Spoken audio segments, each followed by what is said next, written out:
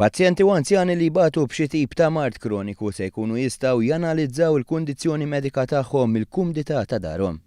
Dan grazzi għal apparat mediku li se jingħata mill-Gvern lil dawn it-tip ta' pazjenti. Il-Partit Laburista qed jipproponi dan is-servizz ta' remote patient monitoring bħala proposta tal-manifest elettorali għal-leġislatura li jmiss. Din hija sistema fejn il-pazjent jingħata magna medika u anke sistema elettronika t-teħid ta' pilloli skont il-ħinijiet tal-ġurnata f'darhom stess. L-novità f'dan il-proċess tkun li t-tobba jkunu qed isegwu kontinwament il-kundizzjoni medika tagħhom minħabba li l-apparat se jkun imqabbad direttament mas-sistema tal-Ipstar Mater Dei. Waqt żjara li għamel f'dar ta' anzjan il-Ministru nata mudell ta' dan l-apparat, bil-Ministru jispjega kif din se tkun parti mill-qafas ta' pjan ta' Strateġija Nazzjonali tas-Sahha Diġitali. It-tobba se jkunu jistgħu jagħmlu l-monitoraġġ neċessarju u f'każ il-pazjenti juru sinjali ħżiena ta' saħħa medika dawn jintalbu jirrikorru l-Ipstar Mater Dei.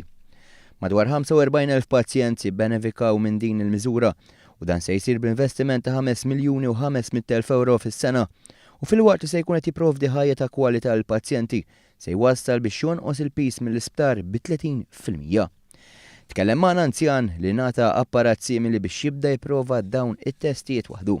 L-ewwel nisbe nifranka l-immur tal-linja sa Mater Dei. Għandik l-ekbar tilowsija.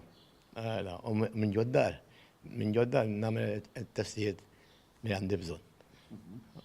U qabel kemm kont mur l-Ipstar f'xarek? Darbtej fix-xahar. Ħadd kont tifranka din il-battikata? Il-battikata kull darba. U l-fatt li jfakruk għandhom jisom monitor li jfakruk biex tieħu l-pilloli u hekk. Kif ħatejnek di? Tejni li jekk ninsa l-pinnoli. Fakkarni li għandek il-pinnoli. Okay, u doħdu. U jaqbduni jiġibek ma naħodru xi darba.